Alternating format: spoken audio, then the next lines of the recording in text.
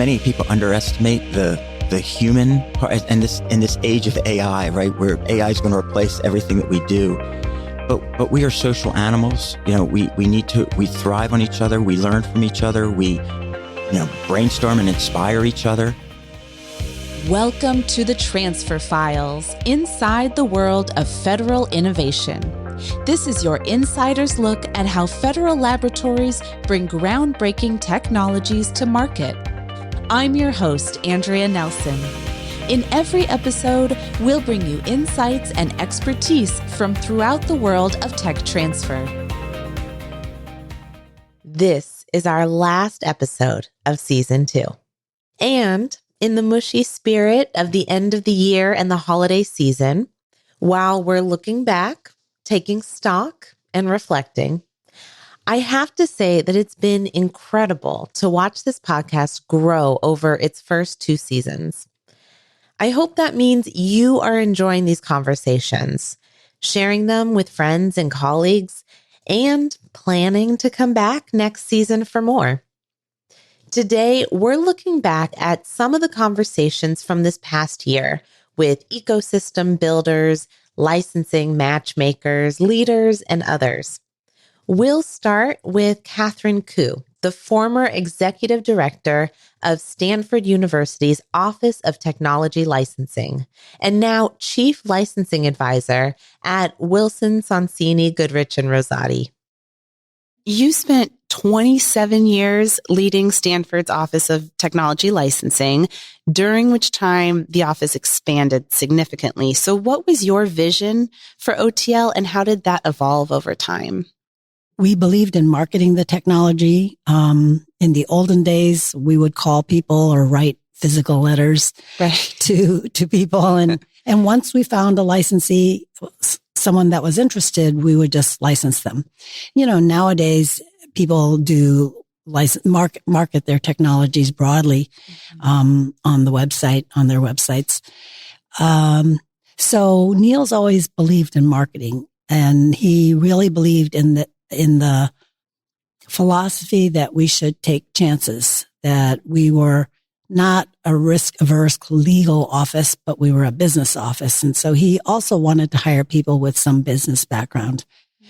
I believed in that too. And I feel like we wanted to enable the transfer of technology. I totally am idealistic, and I believed in the mission of the university, or the whole mission of nonprofit activities in this, moving research results into the private sector. That's the only way these research results, these early stage research results, are going to be used and help the public. So I really believed in that mission. Well, of course, I think many people know that Google came out of Stanford. I didn't do the deal. I managed the office. Everybody else did the deal. Someone in our office thought that search sounded like an interesting area, so he decided to file a patent. And I once asked him, why did you file? And he said, well, it was just a new area, and it seemed like there was potential there. And so, per our usual, we marketed the technology. Nobody essentially was very interested in it. This was a search engine, and there already existed other search engines at the time. And pretty much the market thought those existing search engines were perfectly fine. So the 2 inventors, Larry Page, Sergey Brin, were really frustrated. And I think that's why they decided to start their company. They thought they had the best search engine in the world. They believed it. We didn't know if it was. And so they started the company. I'm most proud that we did help them start with an exclusive license. We had no idea how to really price it. We took a little bit of equity, and we had a yearly fee. We went through the exercise of thinking, should we charge by click-throughs, et cetera. But at the time, even advertisements weren't necessarily the business model. So it was, again, too early. But we enabled Google to start with an exclusive license, and they were able to raise some money, and they did what they did. Now, we didn't make them successful. They made themselves successful, but we played an important part at the beginning. This is an exceptional example but not a unique one, of how that important part, as she called it, can lead to technologies and companies that drive the economy.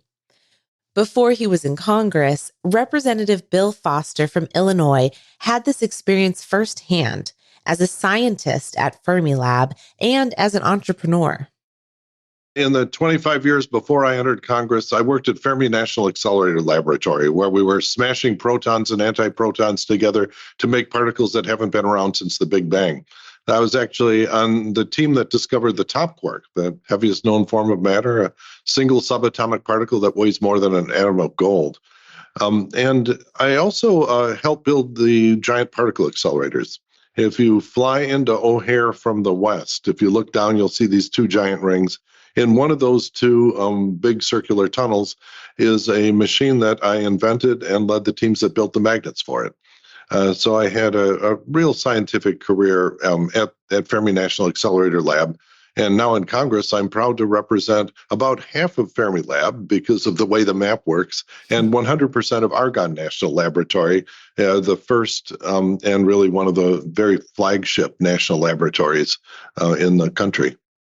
Before I was actually in science, I was in business. When I was 19 years old, my little brother and I started a company that now manufactures about 2/3 of all the theater lighting equipment in the United States. So we're 90% of the lights on Broadway, 50% of touring rock and roll equipment, but 60% of just churches, schools, community theaters use our company's equipment.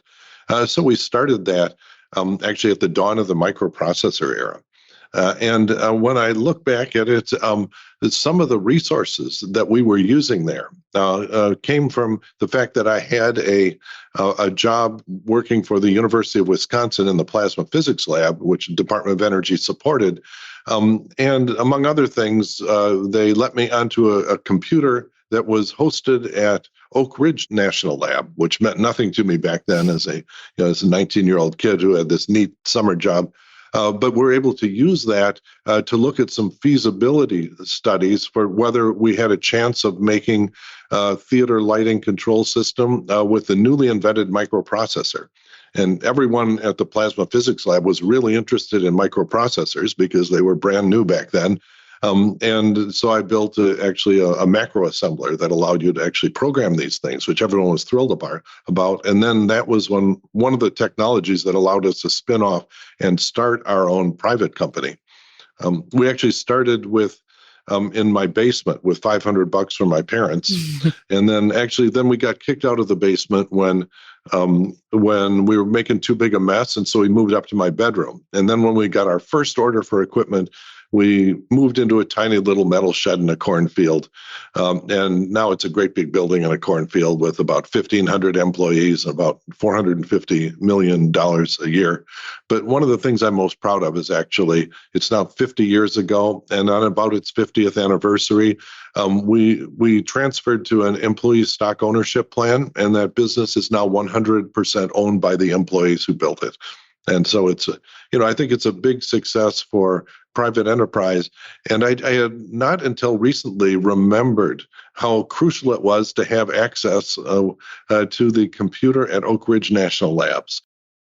Although Congressman Foster makes it look easy pivoting from business to science to politics, there is a learning curve, especially for trained researchers to shift to an entrepreneurial mindset. Phil Weilerstein founded VentureWell to help innovators tackle the challenges of commercialization that he faced himself. I was trained as a scientist, environmental microbiologist, that really the barriers to entering business are not things that should be barriers for scientists, which doesn't mean that every scientist should become a business person, but every scientist who wants to engage in innovation should become literate in the tools of business. And that's part of what we train people to do. Again, we use an experiential model. So as you're learning these things, you're building out your own idea. And one of the great aspects of science training is that almost everyone in the sciences has good quantitative skills. So the business math and the quantitative aspects of figuring out if you've got a valuable idea are not the barrier. They're almost trivial for a lot of people in terms of the like mathematics involved, right? But it's the mindset that's actually the hard part. And we do a lot of work with people who know a lot of things. And one of the things that they tend to be is very confident about what they know. And one of the things that you have to do to be successful as an entrepreneur is to put aside your confidence in what you know, be emboldened by that, but go out and figure out what you don't know. And one of the most important things that you don't know is what other people think is valuable about your ideas and your solutions. So we focus very much on creating strong value propositions, understanding how to talk to people about the idea in non-technical ways to enable the value to be articulated not in the scientific context, but rather in a business, industrial, or societal context. And that's true whether you're working on a new formulation in the process industry, or you're working on a whole new consumer product or a new software technology. Doesn't really matter what the technology is. The process is essentially the same at that fundamental level of needing to validate the value of something from people who are going to be the users or translators of that use to others. Of course, successes don't happen in isolation. They stack up and compound to create ecosystems. Gabe Mounce, the Director of Tech Engagement at the Air Force Research Laboratory and Chief Strategy Officer at SpaceWorks, talked about this effect in Space Valley. If you think of us adjacent, the Air Force Research Lab, as one of the federal labs here in New Mexico, next door to Sandia National Labs and Los Alamos National Labs, together, right, our tech transfer offices, I think, are helping drive some economic value for the region. And I say all that just to say, we're finding that the partners that we've made, those partners that I listed to these specialized agreements, those partners then have decided on their own, sort of in their own private sector capacity, to collaborate and coordinate together alongside the universities in New Mexico, right? The University of New Mexico, New Mexico State University, and New Mexico Tech and others, alongside us as the federal lab front, to create sort of this new economic, especially for space, this new economic foundation that is helping kind of drive the conversation around New Mexico as a center of space science and tech research.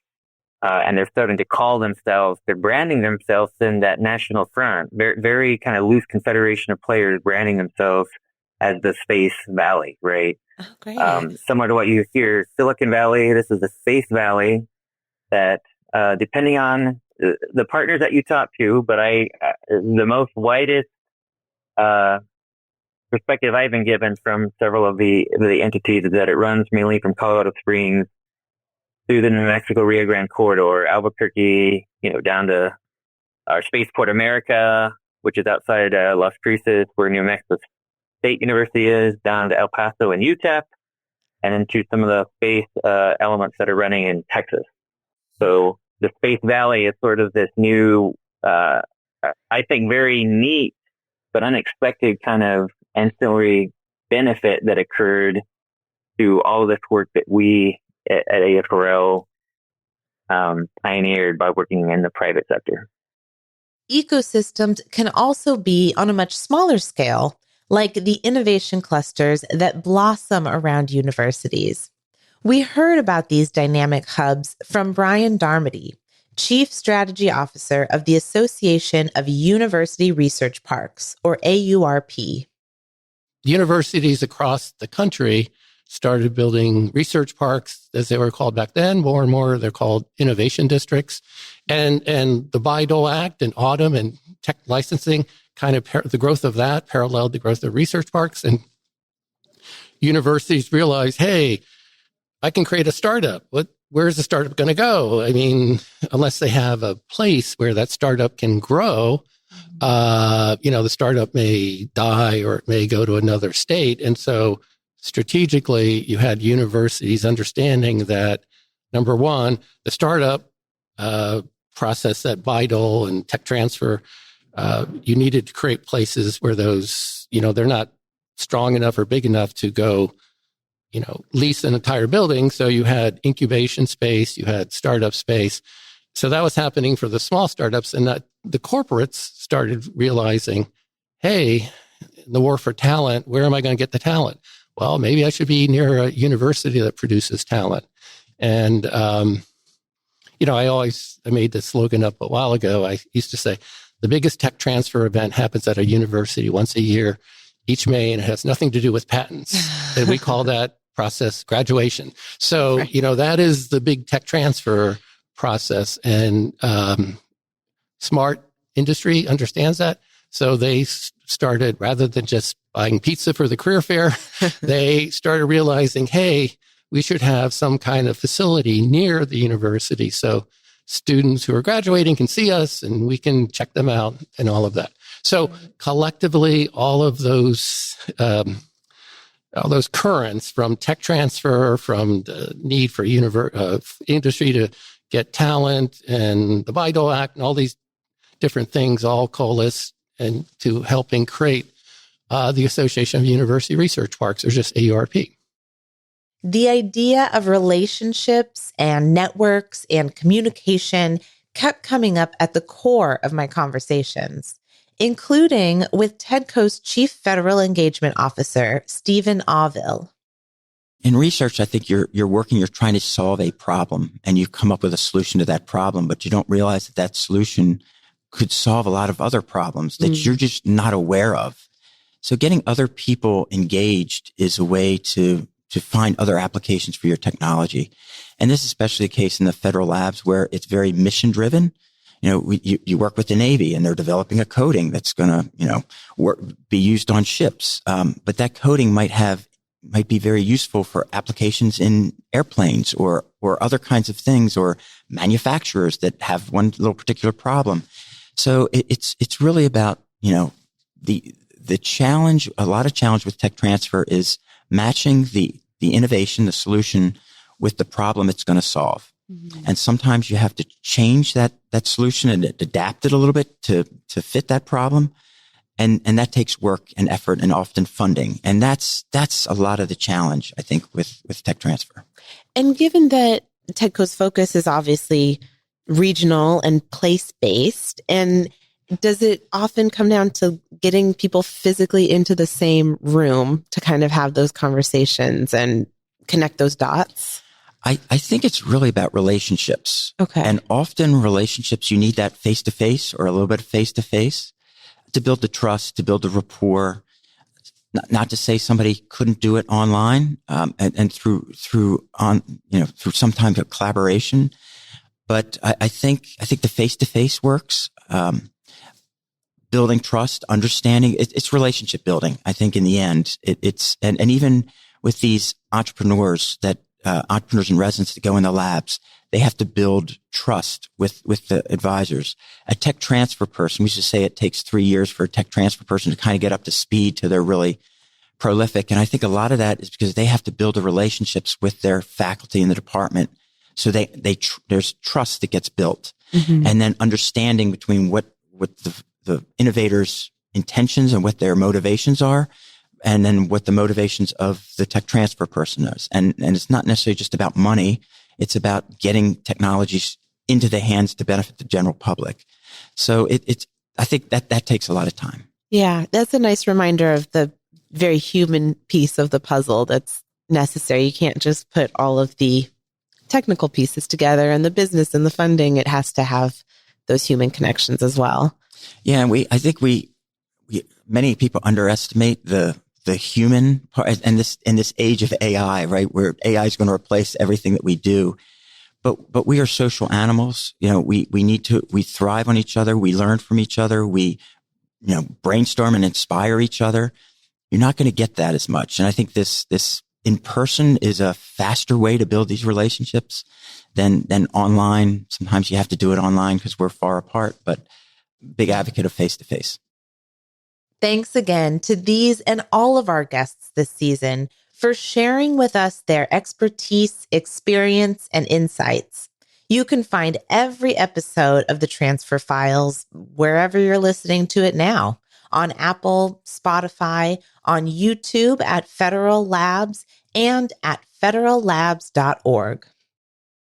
And joining us again with another FLC update is FLC's Executive Director, Paul Zielinski. So, Paul, welcome back. Hi, thank you very much. I really appreciate the opportunity to give you some updates and highlights of what's going on within the FLC.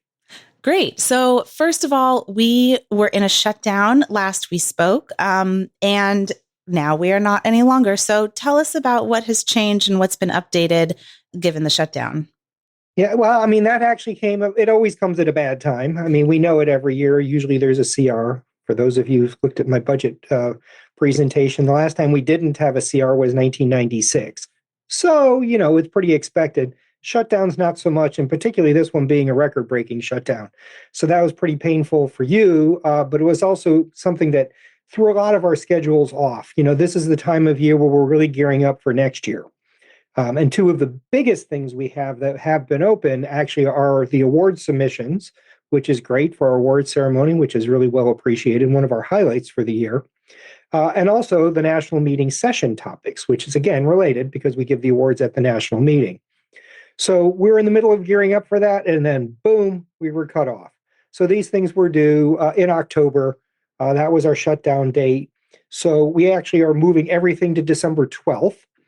And so there was sort of a little bit of a magic to that, if you will. I mean, unfortunately, we can't do a 40-day extension, mostly because if you think about where we are with the national meeting, we have to have the awards judged. So we do have these things go through an extension judging process. And by the way, we're always looking for judges if you're interested.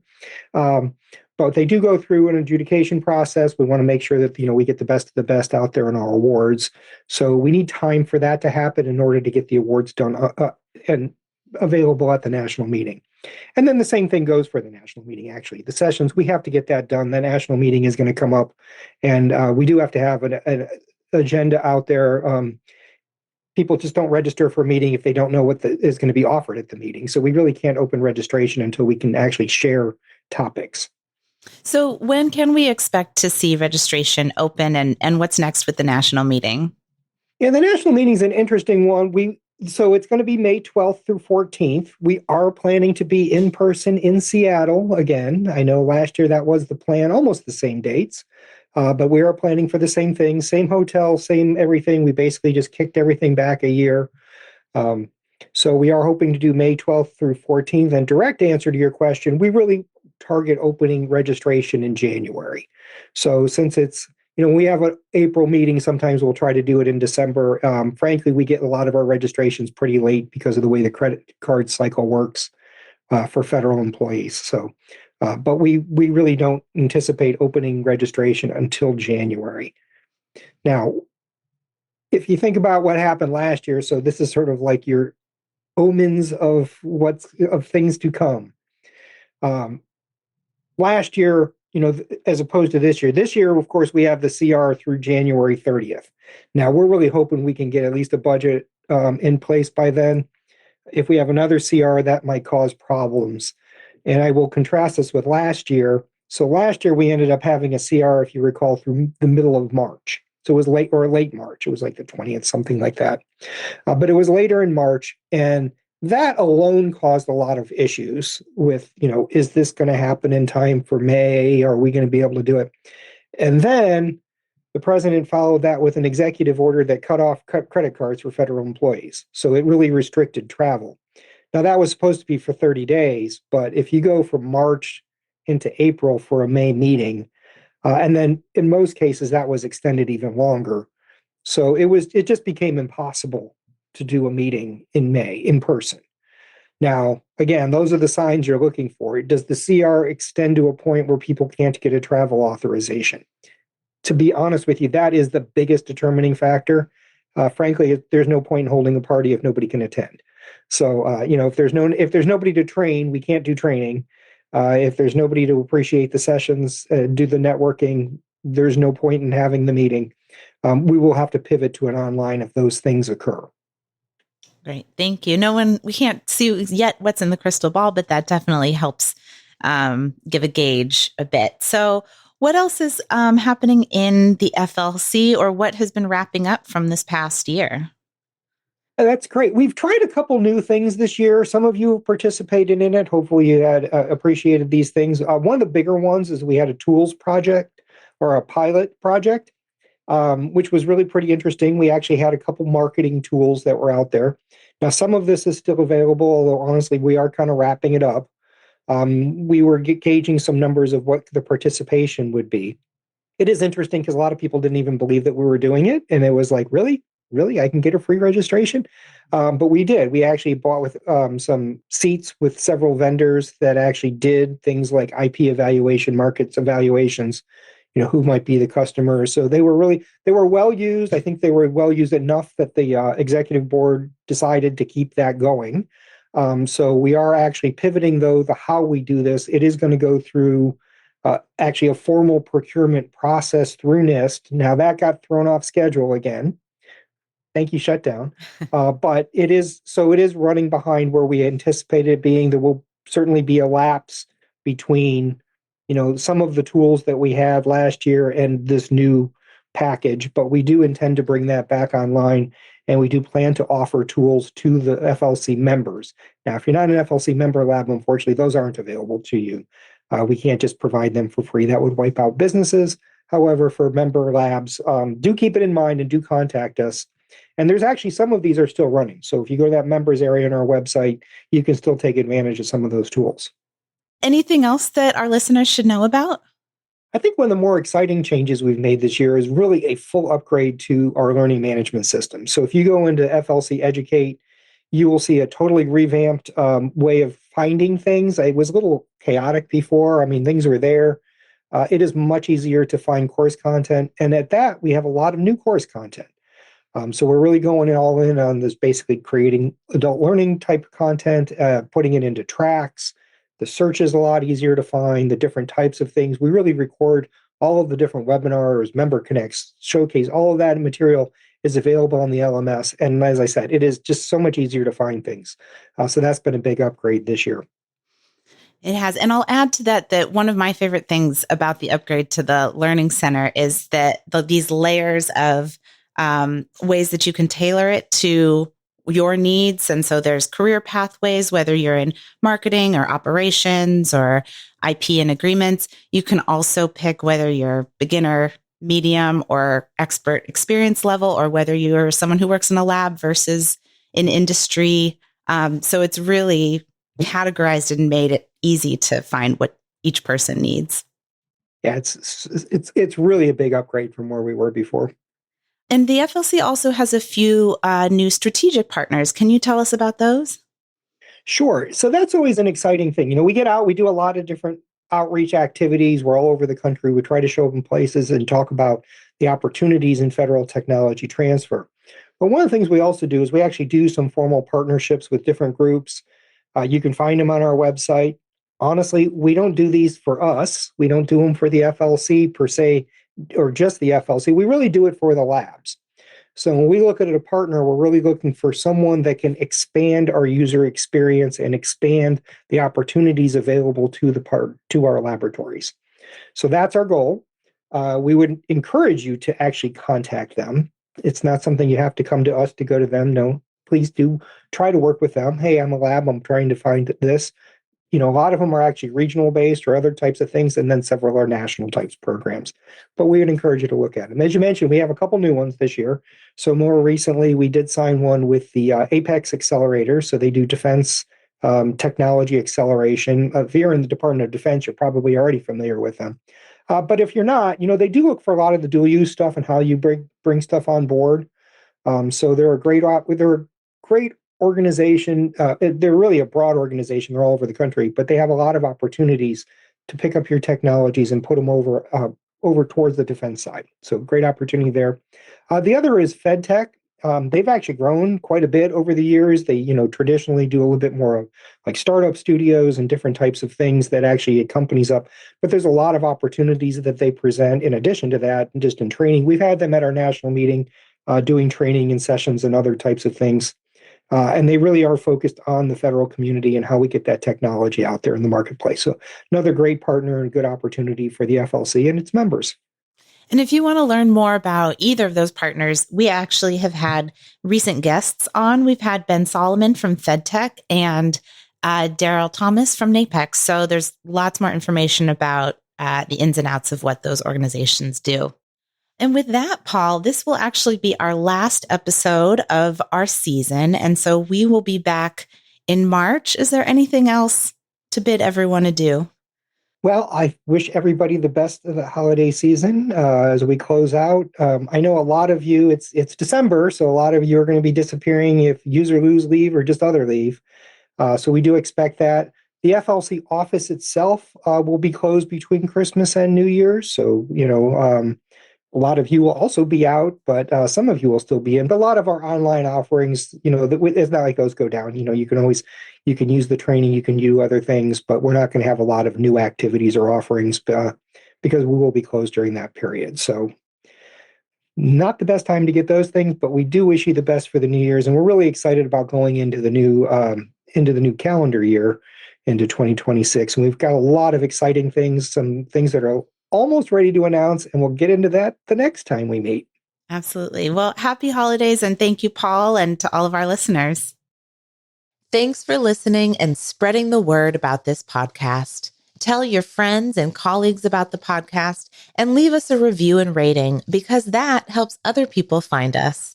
Look out for season 3 this March. And in the meantime, check out the archives and cozy up with some old episodes. Subscribe and listen to them all on YouTube, Apple, Spotify, or your favorite podcast platform. Check the show notes or the episode page at federallabs.org for links to more resources and information. Thanks, as always, to our producer and digital marketing manager, Carly Dunow, graphics manager, Danny Batchelor, web content and systems manager, Jess Klein, and the FLC staff and community for your support. We'll see you back in March for Transfer Files Tuesday. Thanks for tuning in to the Transfer Files, your insider's look at federal tech transfer. Don't forget to like, subscribe, and stay connected for more episodes exploring how hundreds of government laboratories and countless industry partners are driving innovations that shape our lives.